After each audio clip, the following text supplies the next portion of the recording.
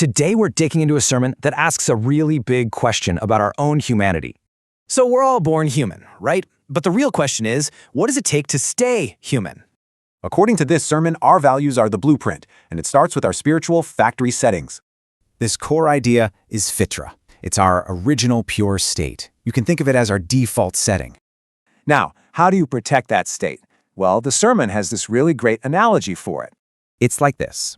Just one drop of something negative, like vinegar and milk, can corrupt the whole thing. Okay, so how do we do it? The answer might come from a fresh look at a well-known verse. This shifts the meaning, right? It's not just about getting to know each other, it's much deeper. The goal is creating maruf, a kind of shared goodness that actually benefits the whole community. So this flips the idea of competition. It's not about status. So what's the real measure of worth? It's taqwa. Think of it as this deep, active awareness of your responsibilities to others.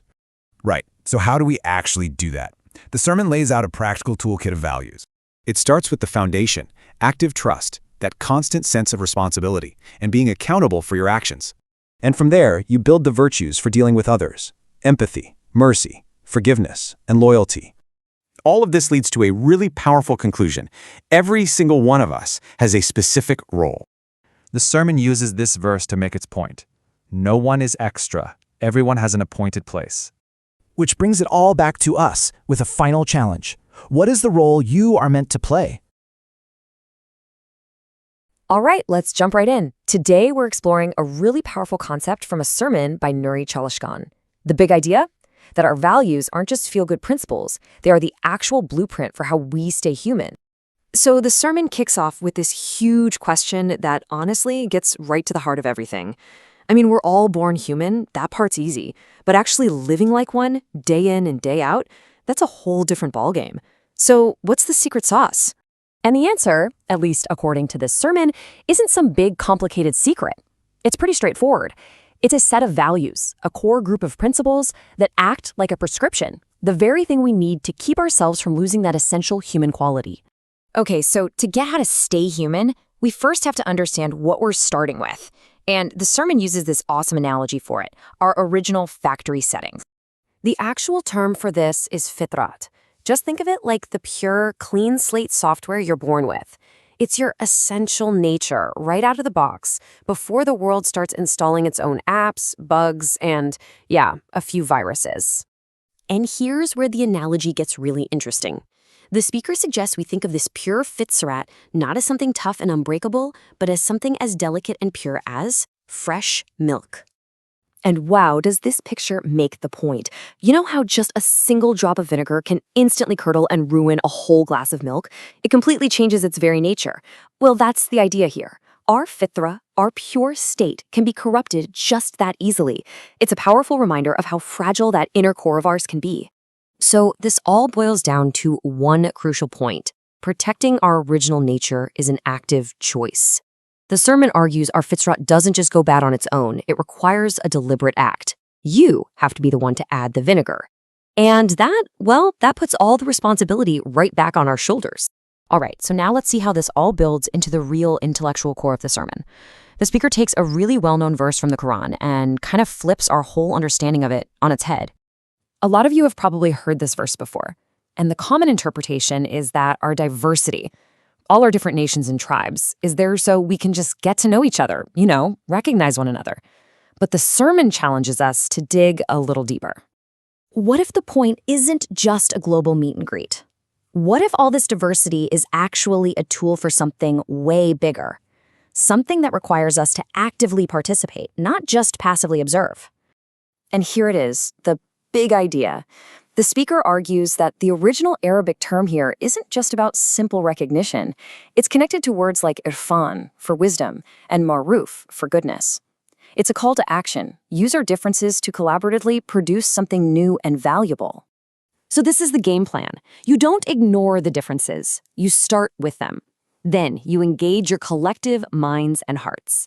And the goal? To create shared goodness and wisdom that no single group could have ever produced on its own. Suddenly, our diversity isn't just a fact, it becomes a creative engine. So if the goal is to work together and produce goodness, that naturally brings up another question. How do we keep score? By what standard is all this collaborative effort measured? This is the next logical step, right? In a world that is obsessed with metrics and KPIs, what's the ultimate performance indicator for our humanity? Is it money? Power? Influence? Well, the sermon is absolutely crystal clear on this. All the usual ways we try to create hierarchies, race, wealth, gender, what country you're from, all of that gets tossed right out. There is only one true measure of superiority in this framework, and it's a concept called taqwa. Now, taqwa is often translated simply as piety or fear of God, but the sermon defines it in a much more active, dynamic way. It's responsibility consciousness. It's about willingly taking on a burden, stepping up to the plate, and shouldering the duties needed to produce that collective goodness. It's not passive at all. It's all action. So we have the goal, producing goodness, and we have the metric, taqwa. Now, what are the actual tools we need to do the work? What does this blueprint of values actually look like? And here's a look inside that toolkit. Iman isn't just about belief, it's about being trustworthy. Rahmet isn't just a feeling of pity, it's active compassion. Empathy is deeply understanding where someone else is coming from. Sadaqat is total integrity, and vefa is a profound loyalty, a refusal to forget our commitments to each other. These are the building blocks. Okay, so how does this all come together? We've talked about our original nature, the purpose of our diversity, the values we need. But what does this mean for you and me right now in our own lives? And this is the sermon's powerful landing point. The idea that we are created in a specific time, place, and family isn't an accident. It's an assignment. Each and every one of us has a role to play, a burden to carry, a unique responsibility that is ours alone. Nobody is a spare part. And so we end right back where we started, with a question. But this time, it's not a general one. It's personal. Given your unique circumstances and abilities, what goodness are you meant to create? What duty are you here to shoulder? Answering that question, according to the sermon, is the real key to truly staying human. Welcome back to the deep dive. I want to start today by asking you a question that has honestly been just rolling around in my head since we finished prepping for this. Oh, I think I know which one you're talking about. It sounds so simple on the surface, almost like a biological question. But the more you sit with it, the more it kind of gets under your skin. It definitely does. The question is this: are you human? And look, before you answer, yes, of course, I'm a bipedal mammal who worries about interest rates, let me add the real twist. Is human something you are, or is it something you do? That's the distinction right there. Because the source material we are diving into today, it basically argues that we've made this huge mistake, a category error. We think human is a noun. It's a static label you get when you're born, like your eye color. A done deal. A done deal, exactly. But this deep dive, it suggests that human is actually a status. It's a temporary status, and it's one you have to actively fight to maintain every single day, or you risk losing it. It is a genuinely terrifying distinction when you frame it like that. Yeah. We're so used to things being permanent, aren't we? You're born, you're a human, you grow up, you're human, you're old, you're still human. It's a constant. Right. It's the one thing that's supposed to be stable.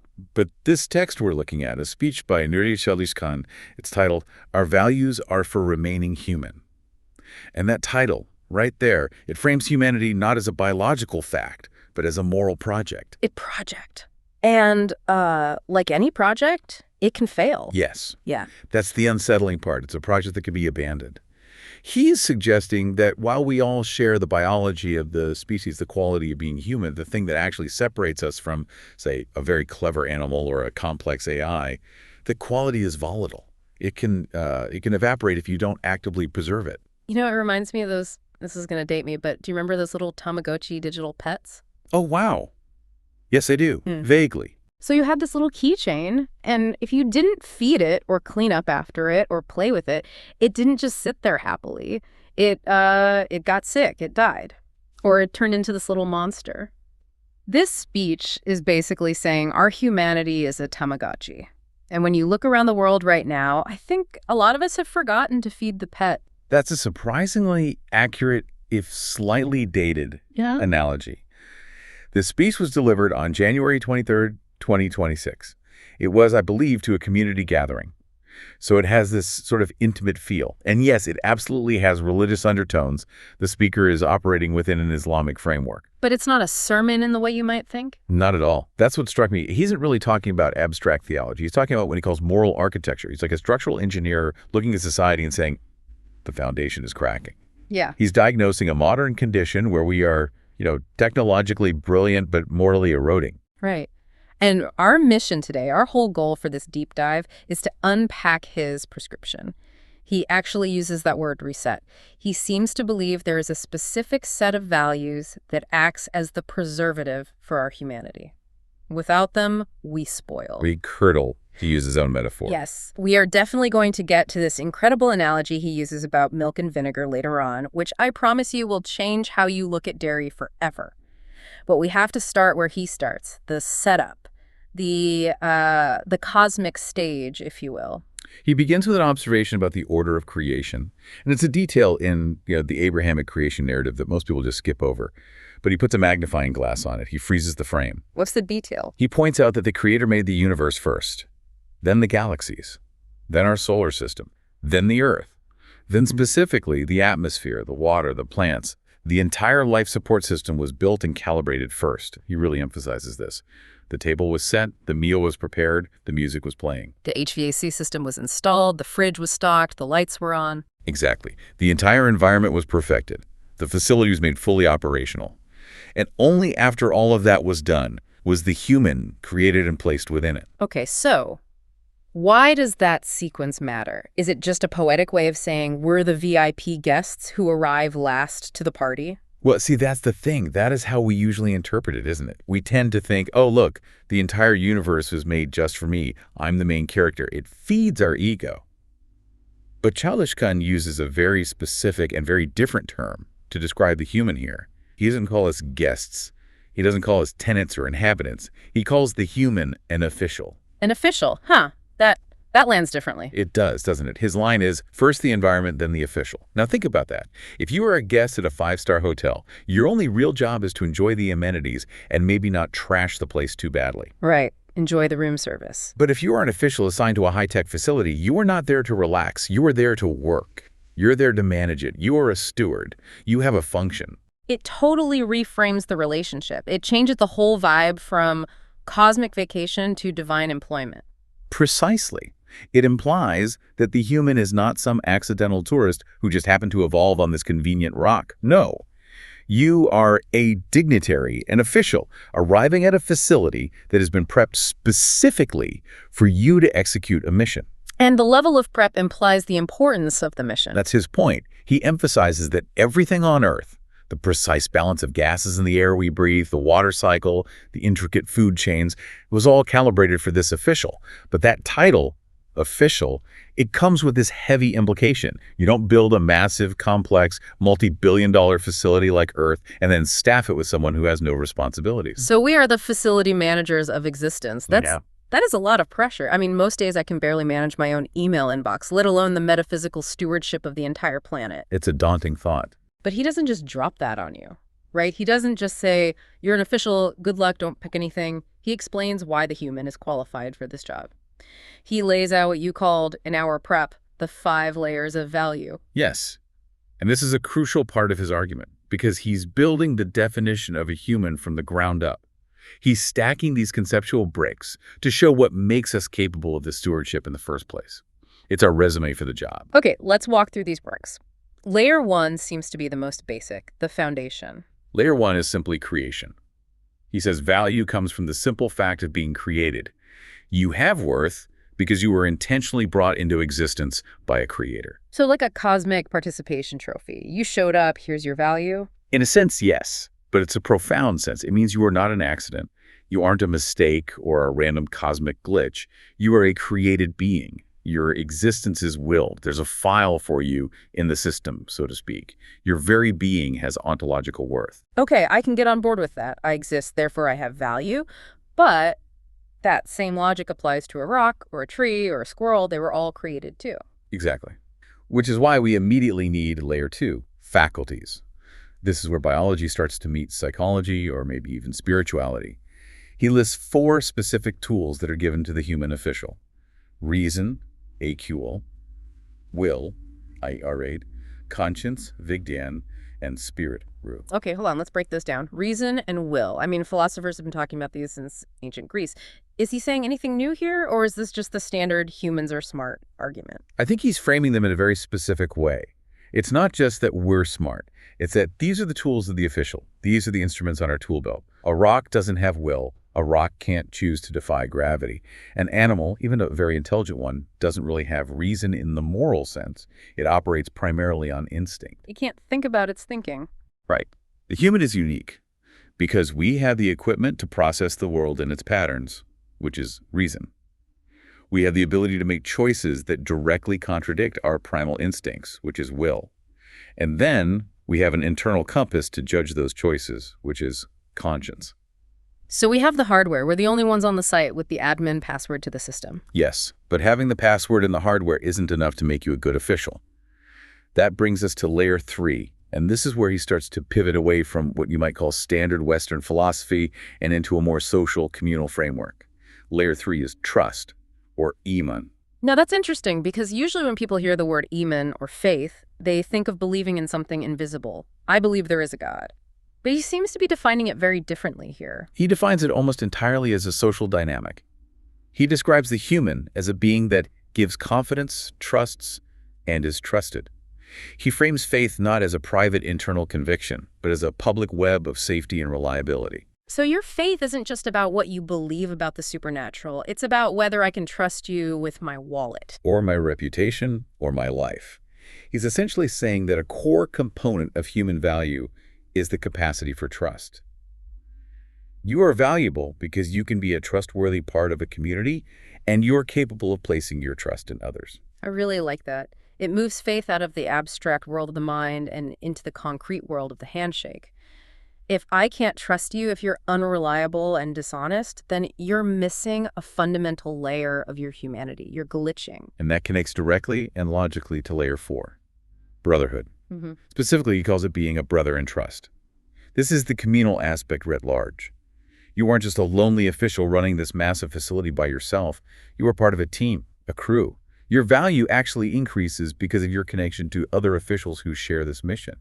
You're part of a network. So my value isn't just in me, it's in my relationships, my ability to form a functional team. Yes, your value is amplified by the collective. And then there's the final layer, layer 5. Okay, what's the last one? Layer 5 is potential. He phrases it as the potential of being a brother in paradise. Now, regardless of one's specific theological beliefs, what he's pointing to is the future tense of humanity. We are valuable not just for who we are right now, which, let's be honest, might be flawed and struggling. We are also valuable for what we could become if we successfully fulfill our duties. It's the value of our ultimate destination. So let's look at that whole stack. We're created. We're thinking and choosing beings. We're trusting and trustworthy. We're connected to a community. And we're destined for something greater. That's a pretty impressive resume for the job of official. It is a very robust resume. But here is the catch. Here is the paradox that drives the entire rest of the speech. The speaker is essentially saying, isn't it wonderful to have this status? Yes. But is it permanent? No. Here's the twist. Because while being a biological human with this resume is a gift, a starting point, remaining a human in this rich 5-layered sense is an action. It's a continuous effort. It's the difference between being hired for the job and actually keeping the job. Exactly. You can get fired. And he says that values, the moral principles he's about to get into, they are the prescription, the receipt for keeping the job. If you stopped taking the medicine, the condition deteriorates. The biological chassis remains. You still look like a human. You still walk and talk like one. But the official is gone. The steward has left the building. And what is left? Well, that's where we get to the really scary part. The factory settings. The factory settings. This is section 2 of our breakdown, and I have to be honest, this is the visual that has stuck with me the most. It's so simple and so visceral. To explain how we lose our humanity, he introduces these two terms that sound kind of heavy and academic, hanif and fitra, but he explains them with this kitchen analogy that is just, it's unforgettable. Let's decode the terms first, because they're important. Hanif is a word that historically refers to the pure, primordial monotheism of Abraham, the idea of a pure faith that existed before it was codified into the later religions. But ÇALİşKAN defines it almost aesthetically. He says Hanif is a face or an orientation. a symbol representing the self turning toward the unadulterated path. Unadulterated. That's the key word, isn't it? Free from additives. Absolutely. He calls it a pure, clean, clear project. He describes the original state of both religion and humanity as additive-free. It's like clean, original source code. Yeah. It hasn't been bloated or corrupted by malware or unnecessary plugins yet. And Fitra is that original code. It's our nature, our factory settings. Okay, so with that in mind, here's the analogy. He says, imagine your human nature, your soul, your essence, your fitra, is 5 kilos of pure boiling milk. Perfect. White, clean, nutritious. The essence of life. The perfect starting material. And then he says, imagine you take just a tiny sip of vinegar, not a gallon, not even a cup, just a teaspoon, and you drop that teaspoon of vinegar into that big pot of boiling milk. We all know what happens next. It's an immediate, irreversible reaction. It doesn't just make the milk a little sour. It doesn't just dilute the purity a little bit. It curdles. It instantly separates. It chemically transforms into something entirely different. He uses the Turkish word succulek, which is like cheese curds or cottage cheese. And that is the absolute power of the metaphor. It's not about quantity, it's about chemistry. The vinegar, this foreign substance, fundamentally alters the state of the milk. You cannot just scoop the teaspoon of vinegar back out. The damage is structural. The milk is no longer milk. So applying this to us, he is saying that when we introduce foreign substances into our nature, when we lie, when we are cruel, when we act against our conscience, we aren't just dirtying our spiritual record. We are not just adding a little stain. We are curdling our soul. That is precisely the argument. He says our fitra, our factory setting, is designed to be pure. It is chemically compatible with truth, with kindness, with justice, with beauty. These things mix with it perfectly. But when you introduce injustice or cruelty or deceit, which he views as alien foreign substances, you don't just add a negative quality, you break the fundamental structure of the soul. It's a phase change, like water turning to ice. You can't just decide to be water again without a major change in the environment. And he backs this up with a quote from the source text. There is no change in God's creation. He interprets this to mean that the factory settings are perfect. They don't need a software update. They don't need a patch from us. The entire challenge of life is not to improve upon the original design, but simply to protect it from the vinegar, to keep it from curdling. That is a terrifying thought because it implies a certain level of irreversibility. I mean, you can wipe mud off a white car and it's white again. You can't uncurdle milk. Well, in the physical world, no, you certainly can't. In the spiritual or moral world, the prescription of values he offers is meant to be the way to prevent the curdling in the first place, or perhaps to restore the balance through sincere effort and repentance. But the warning is severe. He says that the core message of religion itself is like the milk. It doesn't accept mixtures. You can't have 90% truth and 10% lies. Because that 10% of lies will curdle the other 90% of truth. You don't end up with mostly truth. You end up with a spoiled, useless sludge. It's why hypocrisy is treated so harshly in these traditions. Hypocrisy is the vinegar. It's the lie that pretends to be part of the milk, but its only function is to destroy the chemistry of the entire community. Wow, okay. So we have this fragile, pristine nature. We're all walking around carrying these buckets of pure milk, desperately trying not to let any vinegar drop in. But we don't live in a sterile laboratory. We live in a world full of other people, and let's be honest, most of them are carrying vinegar. This leads us to his next big point, which is about the tribe. Yes, and this was, for me, one of the most intellectually stimulating parts of the entire speech, because he completely dismantles the modern, often superficial, secular understanding of diversity. Yeah, he takes a very famous verse, one that I think a lot of people have probably heard, even outside of religious contexts. It's from the chapter of Hujurat, verse 13. Right. And the standard translation, the one you'll see on a motivational poster or in an interfaith dialogue pamphlet, is something like, "We created you from a male and a female and made you into nations and tribes so that you may know one another." It's the United Colors of Benetton verse. It sounds lovely. It sounds like a call for a global potluck dinner. I'm from this culture. You're from that culture. Let's shake hands and learn about each other's holidays and food. And it is usually interpreted simply as a call for tolerance. And that's fine. That's a good thing. But ÇALİşKAN argues that this is an incredibly surface-level reading. He says, we're missing the whole point. He digs into the specific Arabic word used for know one another, which is lita'arafu. Here we go. I love when we get into the linguistic roots. This is the deep dive. He connects this root word not just to the simple act of meeting or shaking hands. He links it to a constellation of much richer words. Irfan, which means deep wisdom or culture. Urf, which means custom or tradition.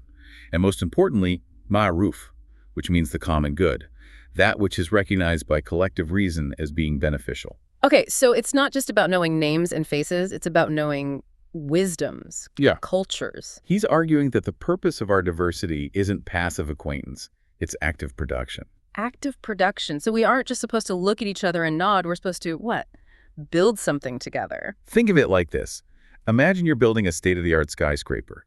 If everyone on your design team has the exact same degree, from the exact same school, with the exact same background and the exact same skills, what happens? You get catastrophic groupthink.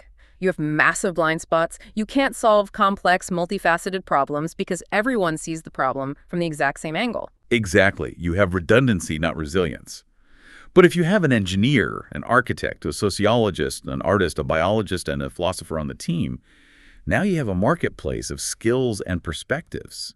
The speaker argues that God divided us into tribes and nations so that we would, over centuries, generate distinct forms of wisdom, irfan, and distinct cultural solutions to human problems. So diversity is actually the research and development department of humanity. That is a brilliant way to put it. That's exactly his point. The goal is to then bring these unique solutions to the marketplace and compete in producing more roof, the common good. He almost mocks the idea of just looking at each other. He essentially asks, okay, I looked at you, you looked at me, now what? What did we add to each other? What good did we create together? That is a sharp and frankly much-needed critique of a lot of modern diversity initiatives.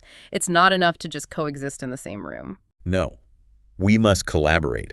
We must trade. We are meant to share these distinct cultural wisdoms to create a joint wisdom or a collective quality. It completely transforms the view of diversity from passive tolerance to active creative collaboration.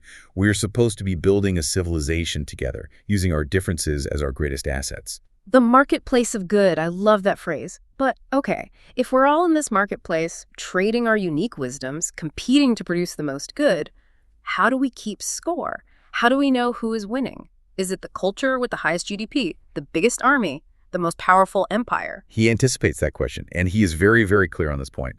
He immediately dismantles all of those traditional hierarchies. He says the source material is explicit. There's no superiority by race, by wealth, by geography, by gender, or by lineage. None of those factory settings that you were born with matter for the final score. You don't get extra points for being tall or rich or Turkish or American or male. So what is the metric? What's the only thing on the scorecard? Okay, taqwa. Now, I've heard this translated in a few ways. Usually it's fear of God, which can sound a bit intimidating, or piety, which, to be honest, can feel a little abstract. It kind of conjures up an image of someone sitting quietly in a corner, counting prayer beads. And this is another point where ÇALIŞKAN radically redefines the term to make it resonate with a modern ear. He says, forget the beads for a second. Let's get practical. Taqwa is responsibility consciousness. Responsibility consciousness. Yes. He also defines it as sensitivity. It's the awareness of your duties.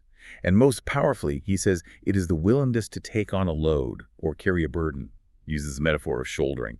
He says the most superior person in God's eyes is not the one with the cleanest robes or the longest beard. It's the one who gives a shoulder to the cause of good in the world. It requires real labor, sweat, and effort. Wow, that completely flips the script. Usually in human hierarchies, the most important person, the VIP, is the one who does the least amount of physical work. The king sits on the throne, the workers carry the stones. He's saying that in this moral architecture, the true VIP is the one carrying the heaviest luggage. That's it, precisely. The person with the highest taqwa is the one who takes responsibility for the orsan, for the environment, for the justice of their community, for the well-being of their neighbor. It is a meritocracy of burden. I love that, a meritocracy of burden. It reminds me of that famous quote, I think it was Marion Wright Edelman, who said, "Service is the rent we pay for being." It sounds like taqwa is the act of paying your rent for existing on this planet. That's a perfect way to describe it. And he doesn't leave this in the realm of the vague either. He actually outlines a set of universal ethics to judge this labor. He says for any value or any action to be considered truly moral, to be ma'ruf, to be part of that common good, it must satisfy 4 specific criteria. Okay, what are they? First, it must be good. That's the obvious one. Second, it must be permanent or lasting. Permanent. What does that mean? It has to stand the test of time. Yes.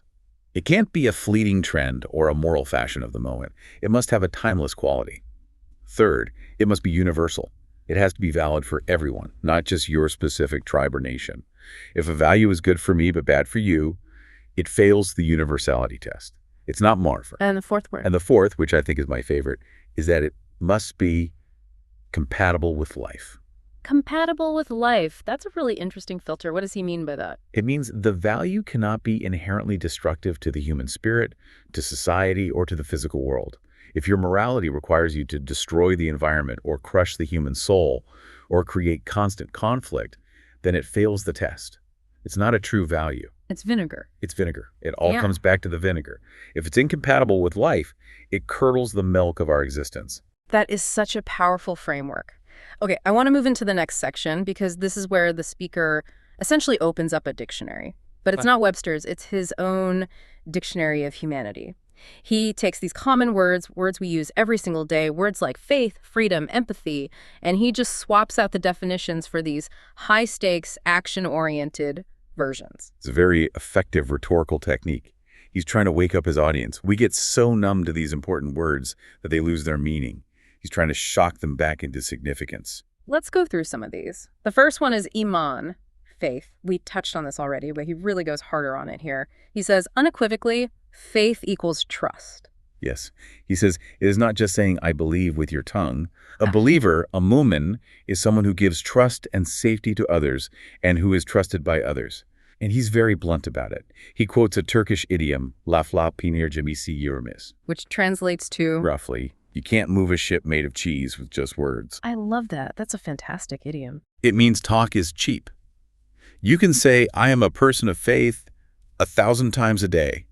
But he argues, if I am scared of you, if I'm afraid you will cheat me in business, lie to me, or hurt my family, then you are not practicing iman. It doesn't matter how many times you pray. The ultimate proof of your faith is the safety of your neighbor. That is a brutally high bar. It makes religion deeply, radically interpersonal. It's not just a vertical relationship between me and God. It's a horizontal relationship between me and you. Precisely. The next word he redefines is akira, which is usually translated as the afterlife.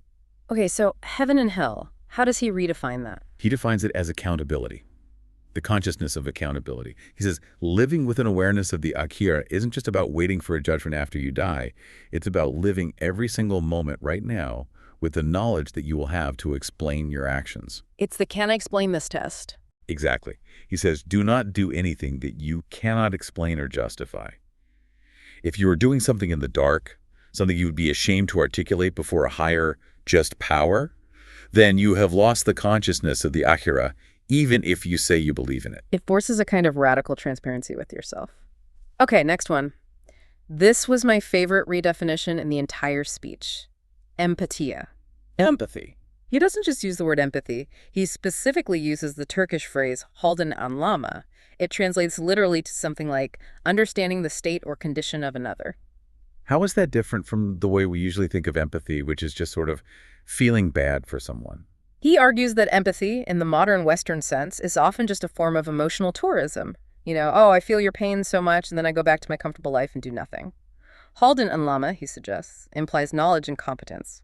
It means I understand your conditions so well, your hunger, your financial stress, your emotional state, your context, that I actually know what to do to help fix it.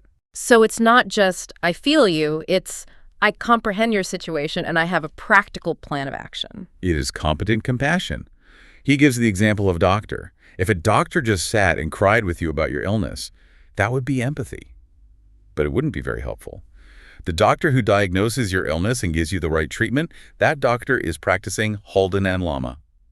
And I think we'd all take the doctor who treats us over the one who just cries with us. Thank you very much. Every single time. All right, now brace yourself for this next one. This is the one that I think will cause the most friction for a lot of our listeners, especially those from Western cultures. Freedom. Yes. In our culture, freedom is almost synonymous with no limits, the removal of constraints.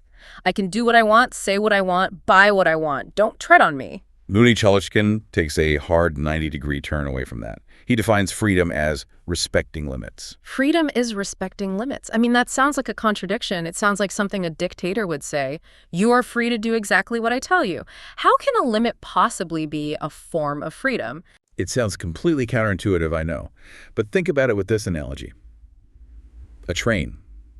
Is a train free if it jumps off the tracks and tries to drive through a field? No, it's a wreck. It's completely immobile. It's stuck. A train is only free to move, to travel hundreds of miles an hour, to fulfill its purpose of being a train as long as it stays on the tracks. The tracks are a limit, a constraint, but they're also the very thing that enables its speed and its freedom of movement. ÇALİşKAN argues that our human nature, the milk, the fitra, has tracks. The factory settings, the user manual. Exactly. He argues that if a human ignores all limits, if they break through every moral boundary, every dietary law, every social convention, just for the sake of it, they don't become free. They become, in his words, takut. They become pharaoh-like. The tyrant. The tyrant is the one who recognizes no limits above himself. But here is the profound psychological insight he offers. The tyrant is actually the ultimate slave. He is a slave to his own ego. He is a slave to his appetites, his anger, his greed. He can't say no to himself. He has no self-control. Wow. So true freedom is the internal power to say no to your own destructive impulses. That's the argument. Freedom is the self-discipline to stay within the healthy limits that keep you human. The limit is what preserves your essence. If you decide to free the milk by pouring vinegar in it, you haven't liberated the milk. You've destroyed it. That is a heavy concept to get your head around. The limit is the container that holds the liquid.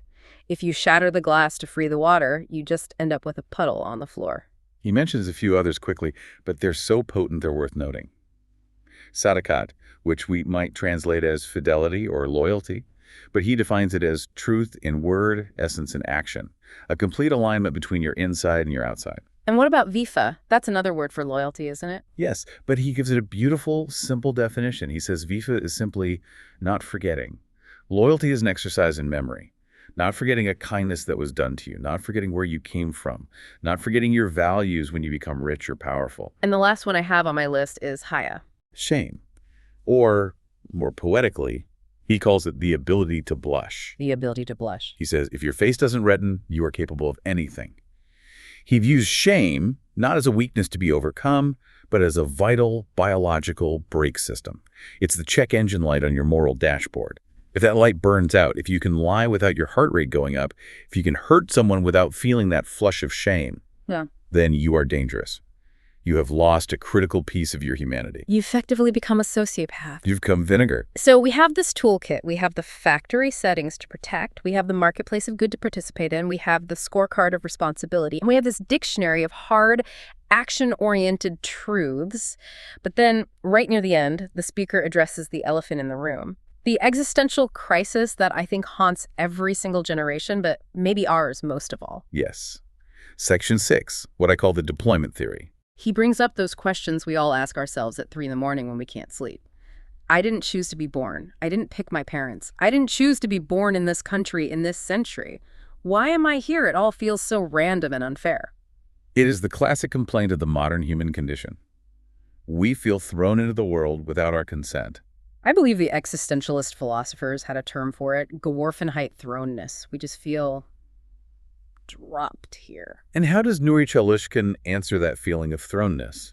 He answers it by quoting a verse from the Quran, from the chapter As-Safat, verse 164. It says, "There is not one of us but has a known station." A known station. He interprets this to mean that we are not thrown, we are deployed. He argues that the very fact that you didn't choose your time, your geography, or your parents is the ultimate proof that it is an assignment. You are not here by accident, you are here on a mission. That is a massive, massive perspective shift. Instead of saying, ugh, I'm stuck here in the 21st century with all its problems, it's, I was assigned to the 21st century operation. Exactly. Your specific context, being born in this particular city, to these particular people, facing these specific struggles and enjoying these specific advantages, is your test. That is your station. You are the official who has been assigned to that specific part of the facility at that specific time. And the speaker says the goal of life is not to complain about your station, but to figure out your duty within it. It changes the fundamental question of life from why me to what now. He even offers a prayer, a kind of mental framing for this entire mindset. The prayer is, oh Lord, where do you want to use me? Where do you want to use me? Not what can you give me? Not why did you put me here? But how can I be employed in your service? He says the ultimate goal is to be used or employed by the Creator, to become the hands and arms of the Creator on earth. That's a really striking image, God's arms on earth. He suggests that when humans follow this path, when they keep their milk pure, When they shoulder the heaviest loads, when they respect their limits and trade in the marketplace of good, they become the agents that enact justice, mercy, and peace in the physical world. God provides the perfect environment. The human official provides the just and merciful service. So we circle right back to the very beginning. We are the officials sent to the pre-prepared facility, and our job is to keep that facility running according to its design principles of justice and mercy. If we fail, the facility degrades. And we degrade right along with it. We curdle. We become something that consumes the world rather than stewarding it. It's a powerful and incredibly demanding worldview. It doesn't let you off the hook for a second. There's no passive being human here. No. It is an active, daily, moment-to-moment struggle. The art of remaining human. So let's recap this journey because we have covered a lot of ground. We started with that core distinction, being human versus remaining human. The absolutely terrifying idea that our humanity is a status we can lose. We then looked at the cosmic setup. This idea of humans as stewards or officials, not just as privileged tenants. We spent a lot of time on the factory settings, the milk versus vinegar analogy, the idea that our nature is pure but fragile, and that immorality isn't just a stain, it's a chemical transformation of the soul. We then reinterpreted the concept of the tribe, arguing that diversity isn't for tourism, but for creating a marketplace of good, where we compete to produce what is best for all. We define the only metric that matters, Takwa, not as pious fear, but as active responsibility. The true VIP is the one carrying the heaviest load for the community. We then ran through that incredible dictionary redefining faith as trust, empathy as competent compassion, and, most challengingly, freedom as the discipline of respecting limits. And we ended on the deployment theory, the idea that we should stop seeing ourselves as victims of random circumstance and start seeing ourselves as agents on a specific assignment in this time and in this place, realizing we're here on purpose. It's an incredibly comprehensive framework.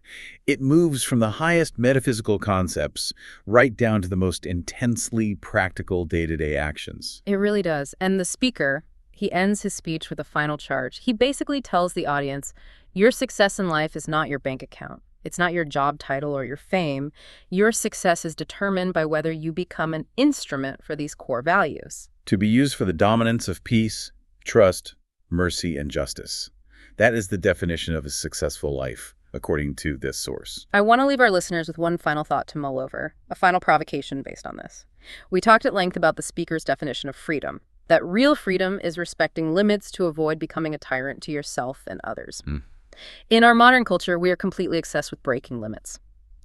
No limits is a marketing slogan for everything from sports apparel to credit cards to energy drinks. It is the defining ethos of our time. We see limits as a form of oppression. But if this source is right, if limits are actually what preserve our humanity, I want to ask you, the listener, what specific limit in your own life might actually be the thing that is keeping you human right now? Maybe that boundary you are fighting against, that moral line you're tempted to cross, that difficult responsibility, that person you have to care for even when it's hard, maybe that isn't a cage. Maybe it's the glass that's holding your milk together. That is a profound question.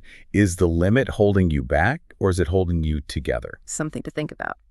That's it for this deep dive into the art of remaining human. Thanks for listening, and good luck with your assignment. Today we're breaking down a sermon transcript called Our Values Are for Remaining Human. The whole argument is that religious values are basically factory settings to keep us in our original pure state. It's a great hook, I have to say, taking a concept like fitra, our innate nature, and framing it like we're a piece of hardware that needs maintenance. It is a great hook, but the execution, well, that's where things start to get a little messy. Okay.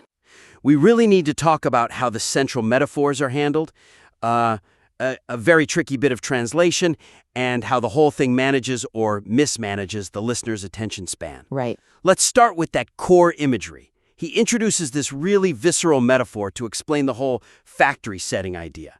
Milk and vinegar. You know, when I first read that, I did pause for a second.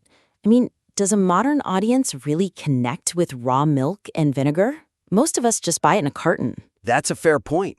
But I think the binary of it still works. How so? Even if you buy a carton, you know the smell of spoiled milk. It's unmistakable. The milk is either good or it's bad. You don't drink kind of spoiled milk. Okay, I'll give you that. The yuck factor is universal. So he argues the pure religion, the Hanif, is the fresh milk. Exactly. And sin is that one drop of vinegar that ruins the whole thing, turns it into what he calls cheglik, or curds. And that image is, without a doubt, the strongest part of the whole opening. It is. But here's the first major weakness. He abandons it. He just drops it. Right. He sets up this high-stakes, almost biological reaction, and then 5 minutes later, when he's listing off values like trust and empathy, the milk is just gone. We've gone from a chemistry lesson to, like, a dictionary reading. I felt that disconnect. It got really abstract really fast. Trust is giving confidence. Empathy is understanding. It's just standard definitions. And that kills the momentum. A listener is holding this image of ruined milk in their head, waiting for the payoff, but the speaker never closes the loop. He doesn't show us how trust stops the curdling. So what's the fix? You can't just keep saying the word milk over and over. That would get old really fast. No, you don't repeat the word. You repeat the function of the metaphor.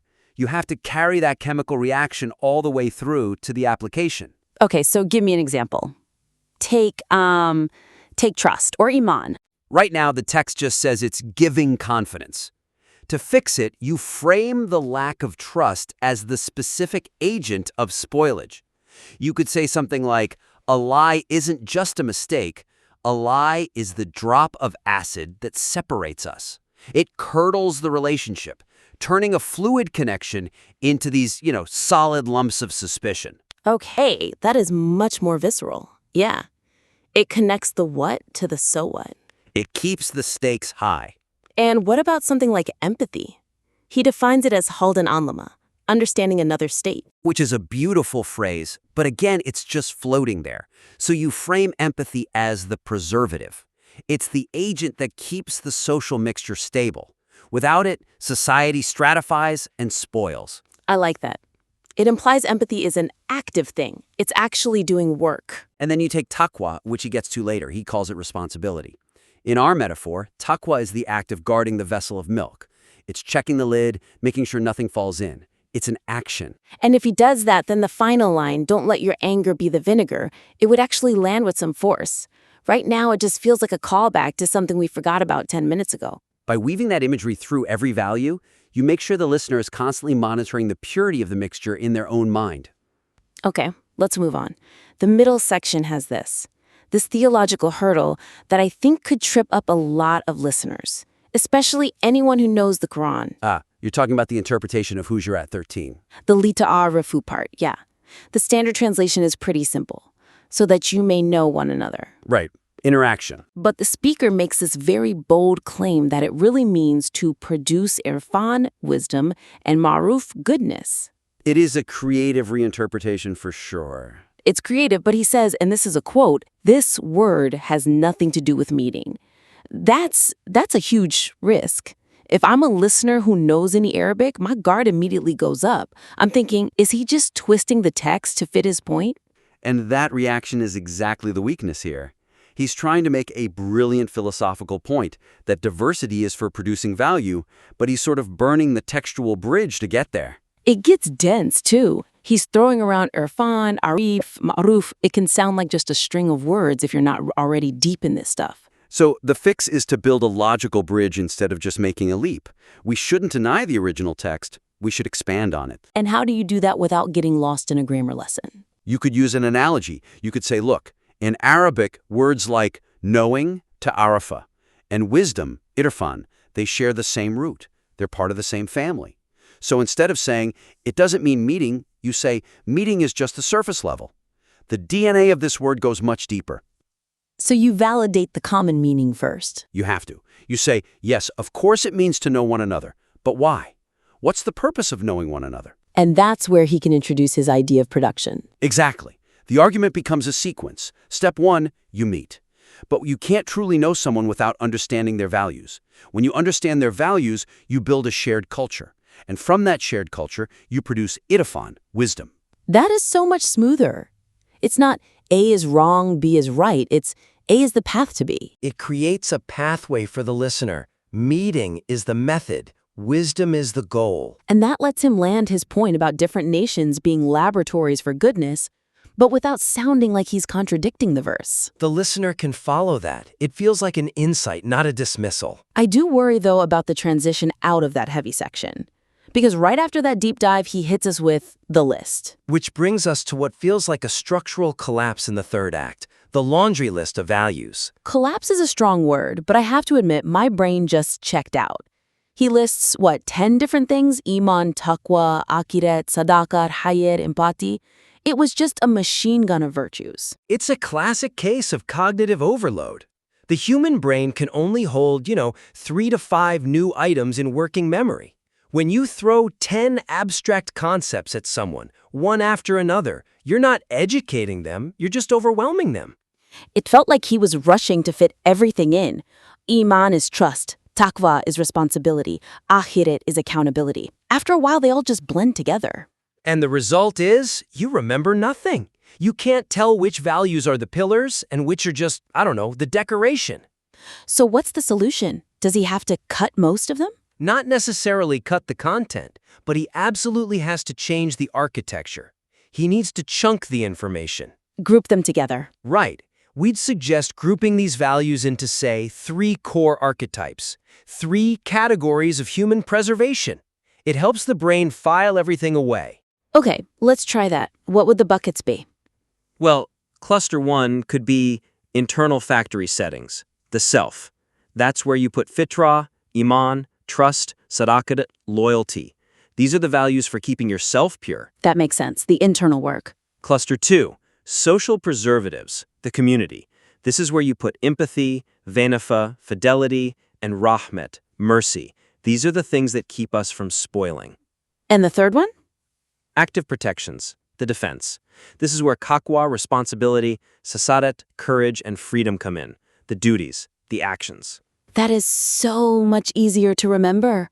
Protect the self, preserve the community, defend humanity. It turns a grocery list into an actual strategy, and it lets some of the little gems that are buried in the text actually shine. You're thinking of that definition of empathy. Exactly. He calls it Helden an Lama, understanding the state of another. And he even says you won't find this meaning easily.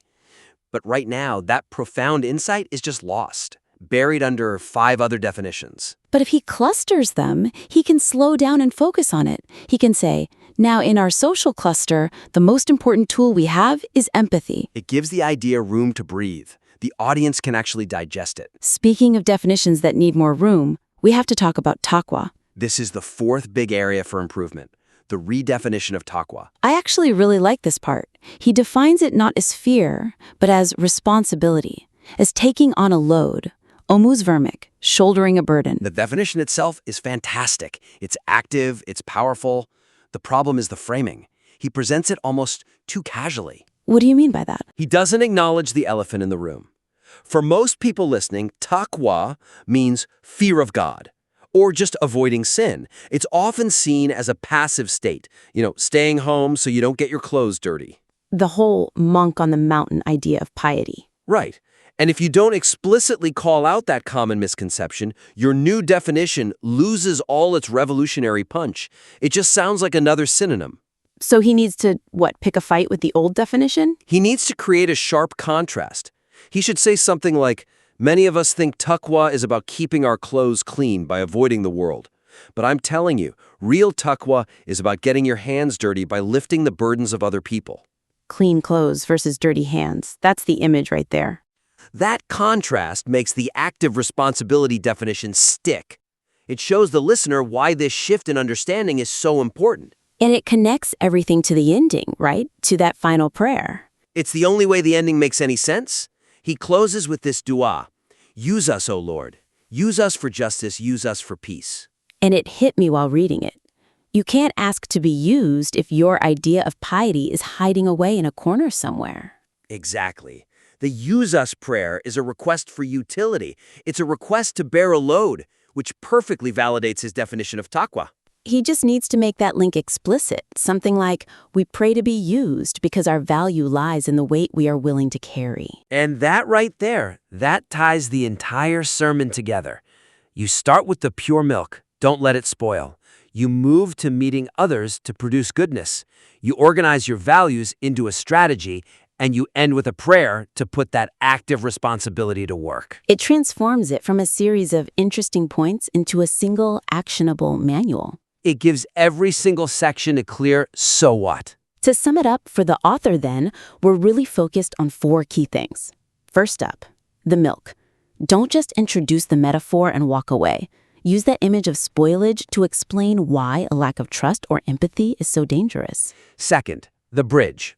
Don't tell your audience the Quranic verse doesn't mean meeting.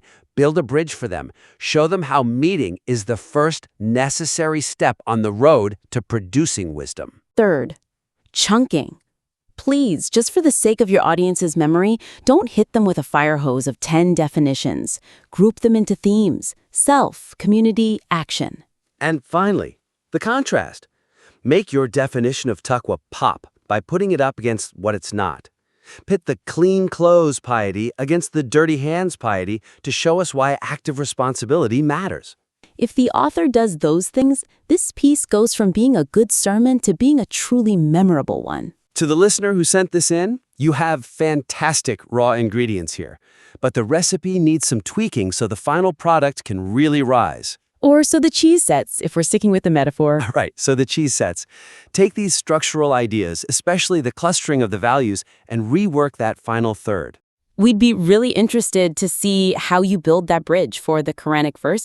That's probably the most challenging rewrite. Rework those sections and please send it back to us. We want to see the active version of this text.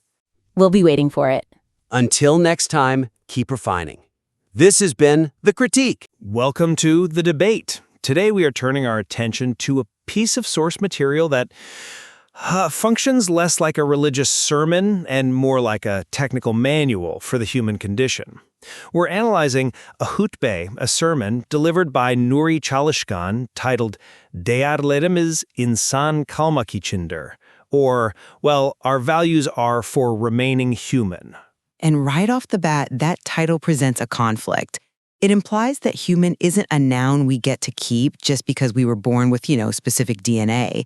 It suggests humanity is a status that has to be actively maintained. The central thesis we're dissecting today is whether being human is a permanent biological fact or a fragile moral state that requires constant maintenance to prevent what the speaker calls spoilage.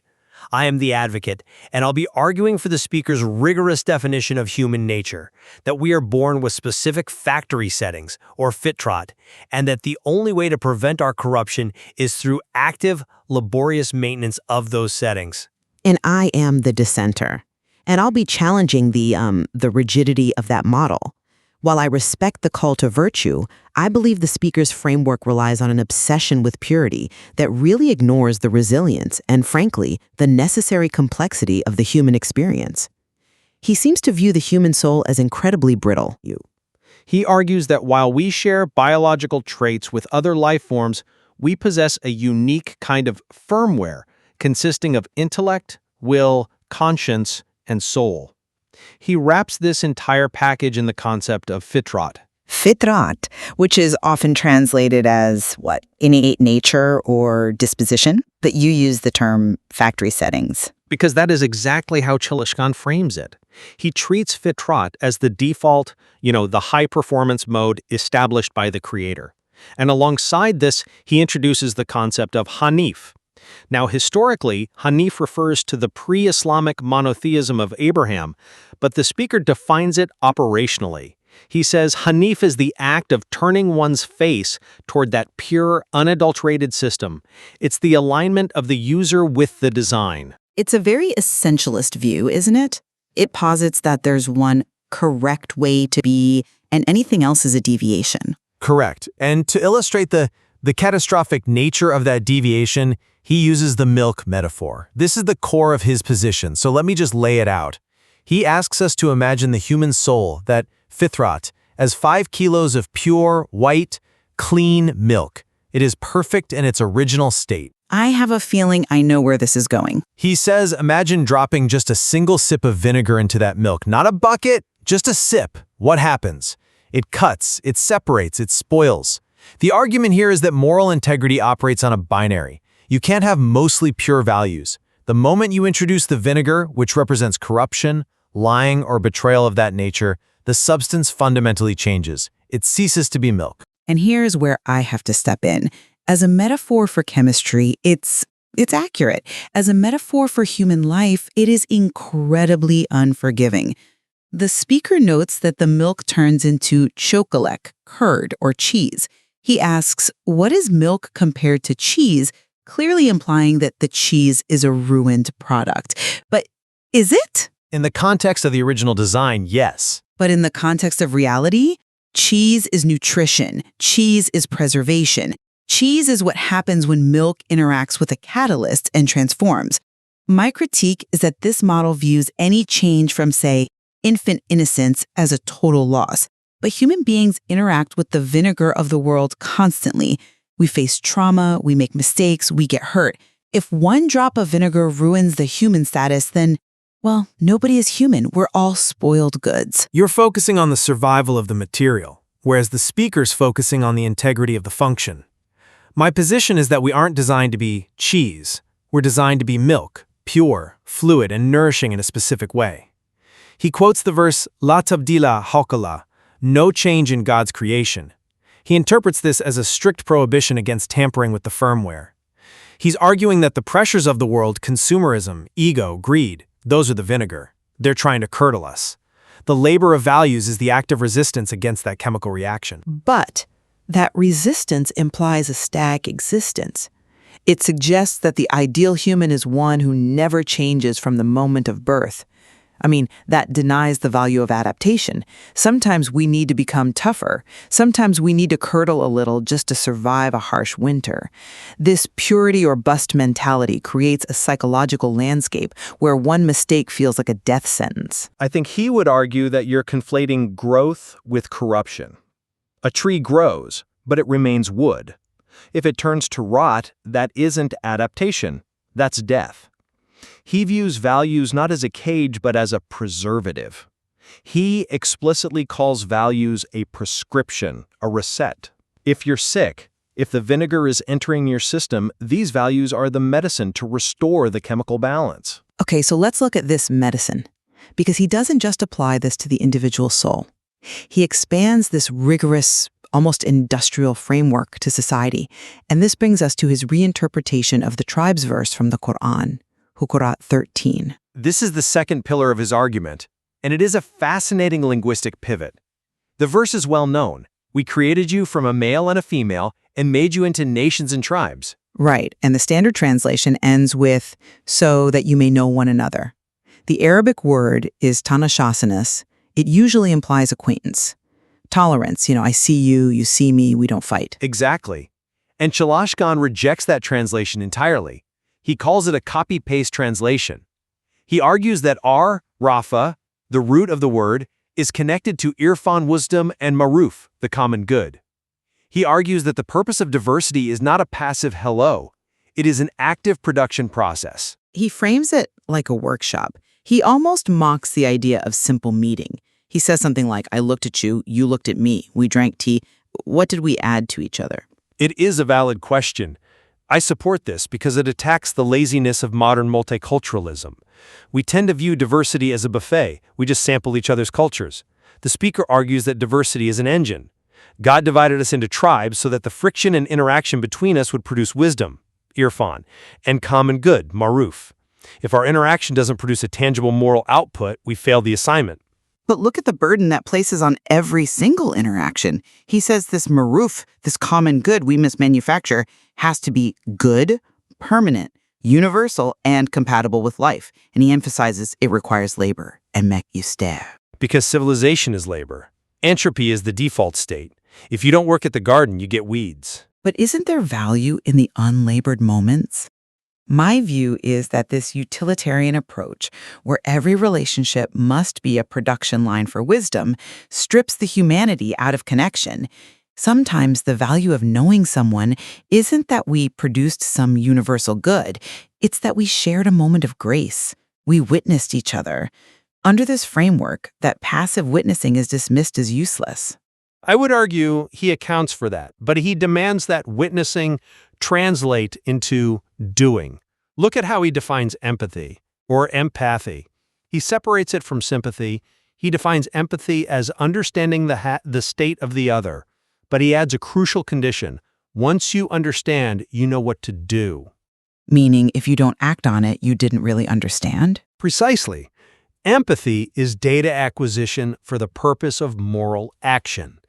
If I see you are carrying a heavy burden and I understand your state, but I don't help you lift it, my empathy was a malfunction, it was incomplete.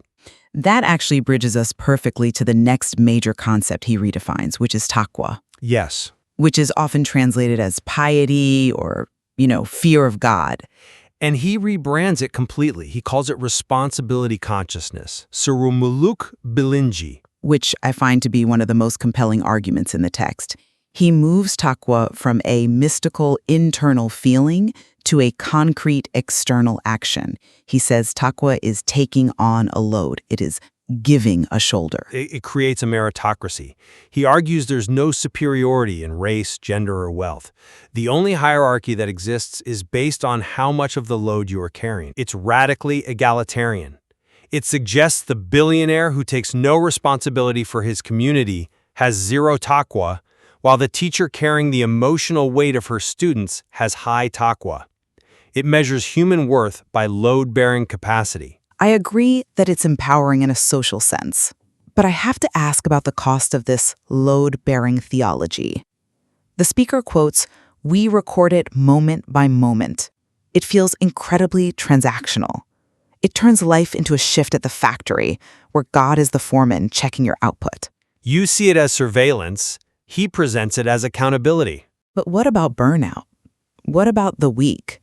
If my value as a human is tied to my ability to give a shoulder, what happens when my shoulder is broken?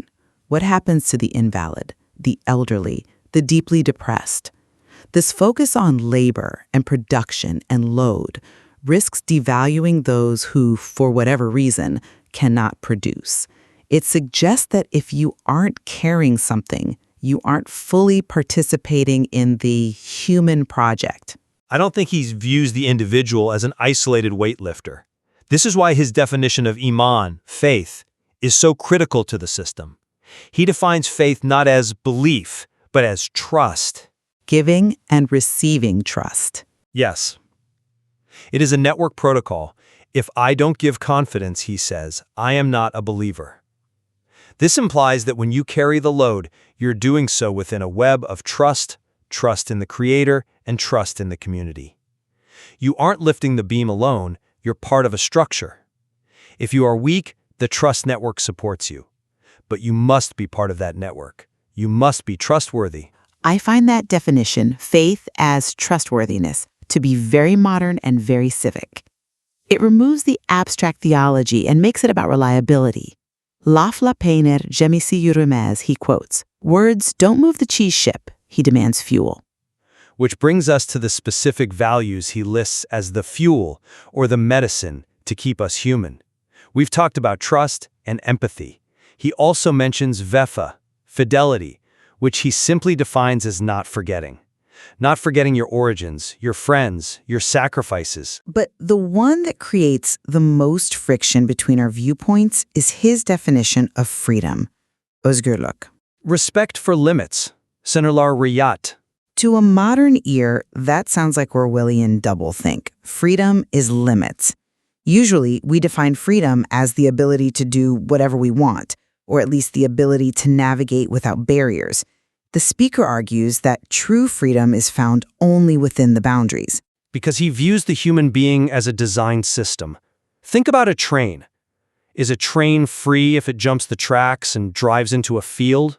No, it's a wreck. The train is only free to be a train, to move at high speed and fulfill its purpose, as long as it stays on the rails, the limits.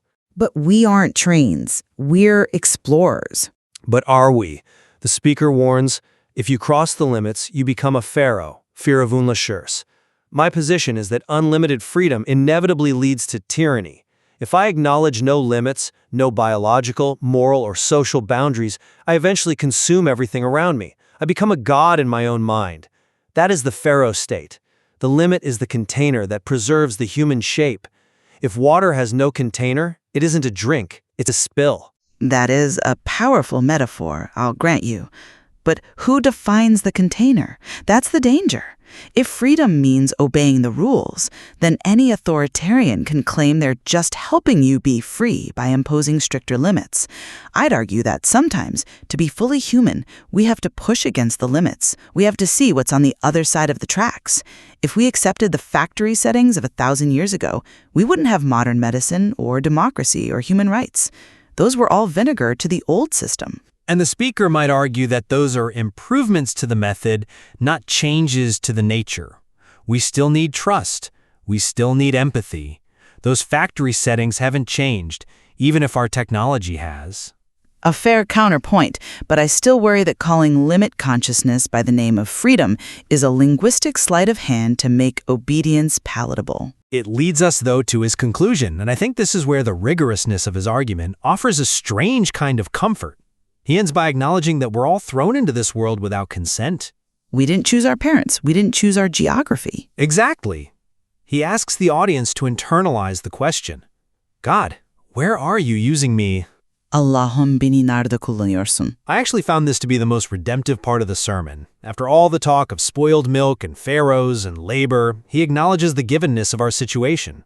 He calls our circumstances, our time period, our location, our assignments. Or endured, it is a specific deployment. You are placed in a specific environment in Ortam.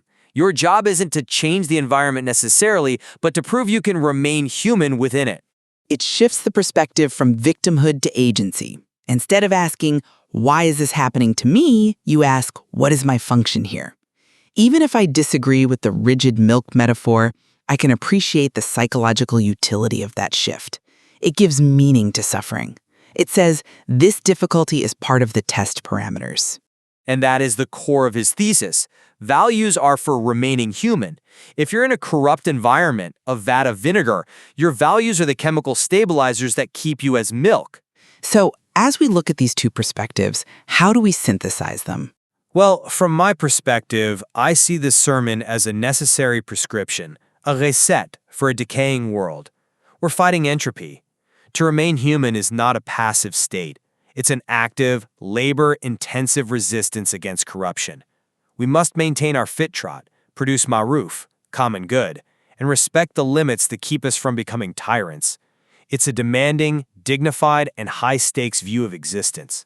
And I maintain that while the call to responsibility is noble, the model is too fragile. The human soul is not a bucket of milk that's ruined by a single error. We are more resilient than that. We can absorb the vinegar, curdle into cheese, and still be valuable.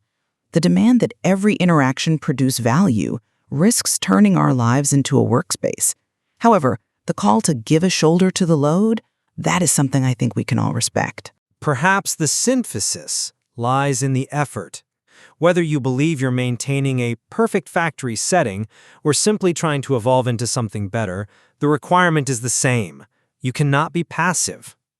Agreed. Passive humanity is a contradiction in terms. The speaker leaves us with that final image. We're on assignment. The mirror is the check-in. Are we maintaining the design, or are we letting the environment spoil us? A question that certainly ruins the comfort of complacency. Thank you for joining us on The Debate. We hope this dissection of Nuri ÇALİşkan's sermon has given you a new framework to examine your own factory settings. Until next time, keep questioning.